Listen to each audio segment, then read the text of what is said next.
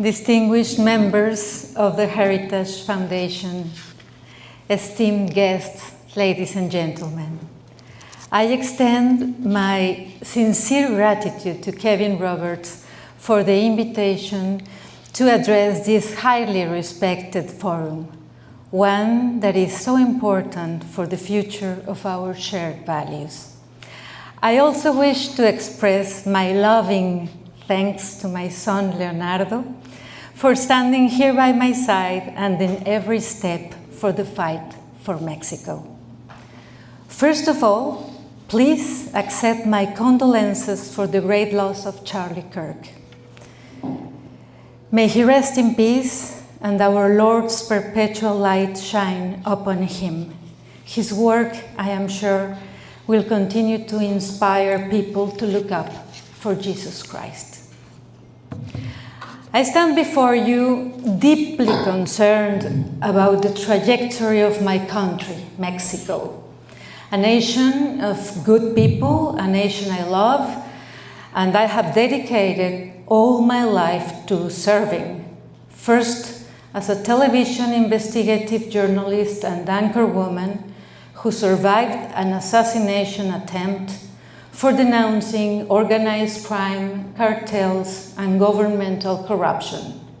And recently, just 7 years ago, as a senator, now attending my second term as conservative opposition. Today, Mexico is in danger, following step by step the Venezuelan path. The radical left regime threatens to undermine the very foundations of the partnership between our countries and jeopardize the stability of our shared region. For the last 3 decades, we believed Mexico was finally ready for genuine progress. As a democratic nation, we pursued market-based reforms and opened our economy to foreign investment. We were striving to build a republic where no one held absolute power. NAFTA was a culmination of these efforts. It was more than a trade deal, it was a symbol of a shared vision for an integrated and prosperous North America. But the dream of Mexico as a responsible partner in the free world began to fade under the radical left government of Andrés Manuel López Obrador, who began dismantling, undermining the rule of law and forging ties with cartels. He began dismantling democracy. Now we have a crisis that is not merely domestic, but a direct threat to the security of the entire hemisphere. The Latin American left gains power. Authoritarianism, statism, and collusion with cartels are unfolding with an alarming clarity in Mexico. The gradual but relentless erosion of liberty and the rule of law are transforming Mexico from a republic to a one-party regime that ruthlessly silences dissent, destroys institutions and fundamental rights, and concentrates power in corrupt politicians who have jeopardized the justice system, turning it into a tool of political repression that targets not only political rivals, but journalists, activists, priests, and anyone who dares to speak truth to power or expose their ties to criminal organizations.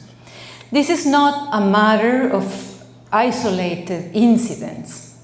President Claudia Sheinbaum leads an active and deliberate destruction of democratic institutions.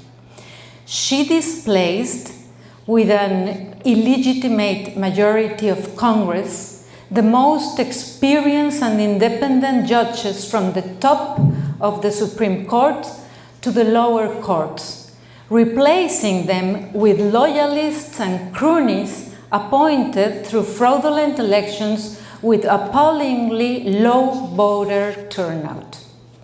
The result is a judiciary that is no longer impartial, objective, and committed to upholding the rule of law, but somewhat beholden to the ruling party, a puppet court to serve the president as an autocrat, not to serve the people.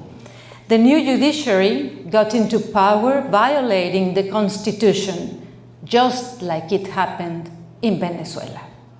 Just like it. It is not an exaggeration to say that Mexico no longer possesses a genuinely independent judiciary. The situation may worsen in the months ahead. The President will pursue further reforms, including a deeply concerning electoral overhaul to increase government interference and make it far easier to commit fraud, ensuring her party's perpetual and ending fair and competitive elections. Morena Party is full woke ideology. It's illegal in Mexico to say that a man is a man even under women's clothes and makeup. If you say so, you get fined and kicked out of politics. Children are indoctrinated in the woke ideology, forcing them to study with the books published by the government. They have to learn about the left ideology as the best political and economical system. It is also prohibited to mention God in schools, in classrooms. You cannot mention the word God. This insidious rise of authoritarianism is linked to another troubling trend: the relentless and often reckless expansion of the state into all spheres of economical and social life. The government supports central planning, has a deep suspicion of free markets, and undermines private enterprise. Statism is at the core of the regime.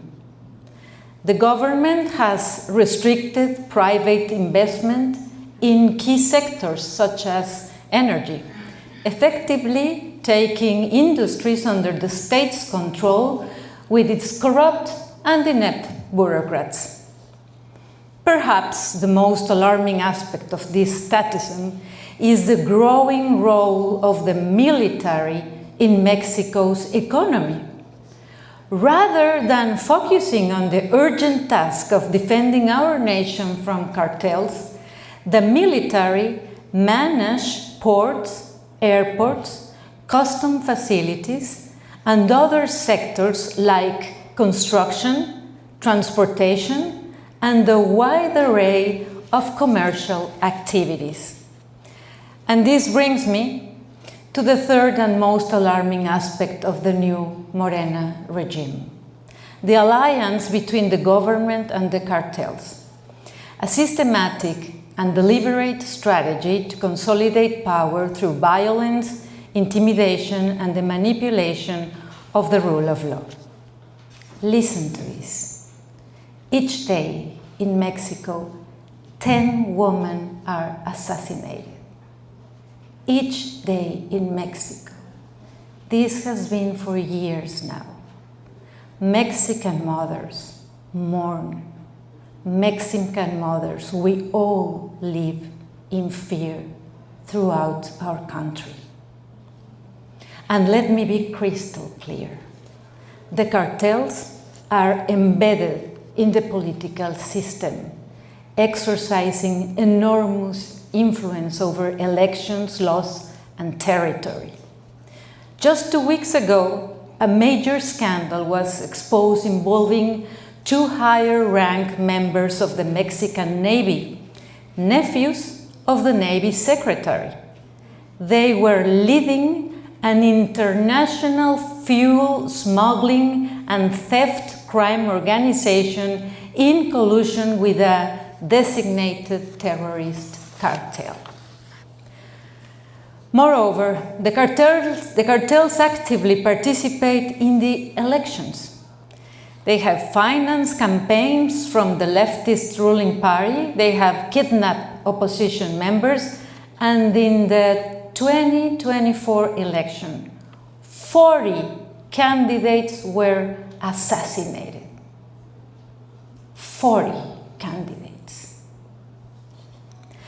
At least 4 governors are now facing credible accusations of collaborating with the cartels, and even the leader of Morena in the Senate is linked with a cartel. He sits just a few meters from me. In fact, López Obrador, presidential office chief, had a bank laundering money for a cartel to buy chemicals in China to produce fentanyl in Mexico, and Sheinbaum will not proceed against him. The lines between government and organized crime have blurred, and cartels operate with impunity and terror. In this increasingly blear landscape, there was one moment of clarity, a game changer that at least partially shifted the dynamics. The new policy from President Donald Trump toward Latin America. President Trump, unlike many others in Washington Biden's administration, recognized the gravity of the situation in Mexico and understood the dangers posed by the cartels, not only as the main culprits behind flooding the United States with fentanyl, but also as a destabilizing force threatening the security of the entire hemisphere.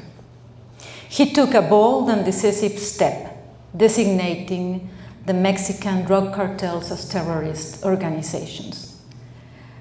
I have tried 3 times to pass a bill at the Senate to designate cartels as terrorists. 3 times, from years ago. But López Obrador and Claudia Sheinbaum ordered the Morena senators to vote against it. Why? Because they are narco-politicians. Trump's decision sent a clear message to the Mexican establishment, exposing the complicity of members of the Mexican government and forcing the new administration to take at least some steps to combat cartels. This pressure from the United States had some results: the extradition of dozens of drug lords to the United States, and finally accepting the United States intelligence capabilities in Mexico to go after these organizations. It seems to be a great result, but far from it. These are just baby steps in such an enormous criminal context that's known as a narco-state. I firmly believe that millions of Mexicans welcome and value the United States support in the fight against these narco-terrorists.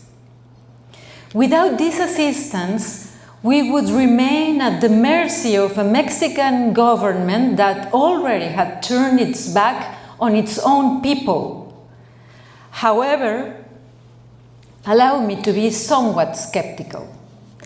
I do not think these measures will be enough to fundamentally halt Mexico's downward drift.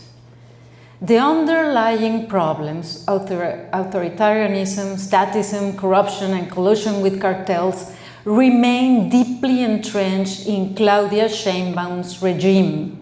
She is just the continuity of López Obrador. The López Obrador era is not finished yet.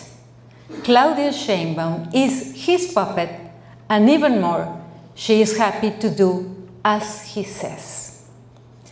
The Mexican regime, despite making some concessions to the Trump administration, views these measures merely as temporary obstacles to its long-term goals, establishing an anti-democratic, anti-capitalist radical left and pro-criminal regime right next door to the United States. This is why it's so crucial that in the incoming US-MCA negotiations, democracy and rule of law are incorporated as non-negotiable commitment from Mexico. Claudia Sheinbaum must understand that being part of North America's economic community comes with the responsibility to permanently ensure hemispheric security, actively defend democracy, and promote a competitive capitalist system. We conservatives on both sides of the border must work together to ensure that our shared values are protected. The battle of the right in Mexico is as crucial as the one taking place in Europe and the United States. But the Mexican left is far more serious and dangerous. It holds real and great power. And politicians have an alliance with cartels. Just look at one state, just one state. There are many like this. Let's take Sinaloa, for example. The whole state is run by narcos, and López Obrador and Claudia Sheinbaum were really angry when the United States got its major drug lord, and they even said that the violence was provoked by the United States for capturing this drug lord. In reality, it's the other way around. The violence is provoked by the government of Morena, who don't capture the criminals and don't capture the big narco leaders and the narco politicians who protect them. Yet there is hope for Mexico. There is a resurgence of the right, not among the political elite who have historically proven cowardly and prefer to navigate the politically ambiguous center. The resurgence of the right is taking place among the new generations, in the generation of my son, in those young Catholics who are sick of professing their faith in silence, in the men who are tired of being humiliated by radical feminism, in the families who are concerned by the indoctrination of their children, in the entrepreneurs who perceive the attack against meritocracy as an existential threat, in the victims of the cartels who desperately cry out for order. We Mexicans are, at our core, people of family values, Christian faith, and of a meritocratic spirit. It is for these reasons that voices such as the ones from J.D. Vance, President Meloni, Isabel Díaz Ayuso, Javier Milei, and Bukele are beginning to create fissures within the dominant discourse of the left in my country. Yes, the Mexican right is listening and it's beginning to articulate itself. We have to stop Mexico from becoming the next Venezuela. Right now, Mexico is not a republic anymore. Just watch the destruction of the institutions, the absence of the rule of law, the statism. Just observe the help and the admiration that Morena promotes for Cuba and Venezuela. Under Morena, Mexico has become one of the most violent and corrupt countries in the world. I hope our countries can work together against crime at a major scale. I ask the United States government to let us know the names of the narco-politicians. Our people should know at least who are identified by the United States authorities so we can organize social pressure over them. I can assure you there are many of us who are fighting for freedom, life, justice, for republican institutions, for the rule of law. We are fighting for peace. We are in front of the radical left monster and their allies, the cartels. But under God's guidance, we won't step back. We are fighting for Mexico. Let this be known to our good American neighbors. May God bless our countries. Thank you.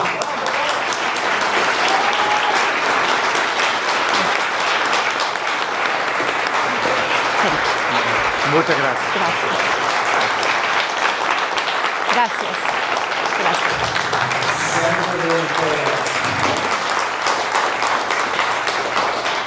That's a very good